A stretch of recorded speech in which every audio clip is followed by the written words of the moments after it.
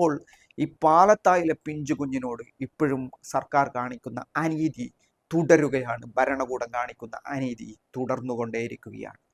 ഒരു 4ാം ക്ലാസ് മാത്രം പഠിക്കുന്ന ഒരു കുട്ടിയെ അതിക്രൂരമായ പീഡനത്തിനിരയാക്കിയ പത്മരാജന് ഇവിടെ അനർഹമായ പല പരിഗണനകളും ലഭിക്കുന്നു, വലിയ പിന്തുണ ലഭിക്കുന്നു ഇത്തരം സംവിധാനങ്ങളിൽ നിന്ന്. ഉത്തരേന്ത്യയിലൊക്കെ നമ്മൾ പലപ്പോഴും വാർത്തകളിൽ കണ്ടിട്ടുണ്ട്, പലപ്പോഴും നമ്മൾ അത്തരം വാർത്തകൾ ഷെയർ ചെയ്തിട്ടുണ്ട്. എന്താണ്, ഗുർപ്രീത് റഹീമിനെ പോലെയുള്ള ഇത്തരം സ്ഥിരം ക്രിമിനൽ കേസ് പ്രതികൾക്ക് നിരന്തരമായ പരോൾ നൽകിക്കൊണ്ട് അവർ ശിക്ഷിക്കപ്പെട്ടത് 14ഉം 16ഉം ജീവപര്യന്തമോ ഒക്കെ ശിക്ഷകളാണെങ്കിൽ അവർ ജയിലിൽ കിടക്കുന്നത് 1 വർഷത്തിൽ 1-2 മാസമാണ്. ബാക്കി മുഴുവൻ സമയവും ഓരോ കാരണങ്ങൾ മുൻനിർത്തി പരോൾ അനുവദിക്കുന്ന ഒരു പ്രവണത കണ്ടിട്ടുണ്ട്. കേരളത്തിലേക്ക് വരുമ്പോൾ കേരളത്തിന്റെ ചരിത്രം പരിശോധിക്കുമ്പോൾ ഇത്തരം ഒരു ബലാത്സംഗ കേസ് പരോൾ നൽകുകയും അത് നീട്ടി നൽകുകയും അനർഹമായ പരോളുകൾ സമ്പാദിച്ച് മാസങ്ങളോളം ഇപ്പോൾ അദ്ദേഹം ജയിലിലായിട്ട് 3 മാസം മാത്രമാണ് തികയുന്നത്.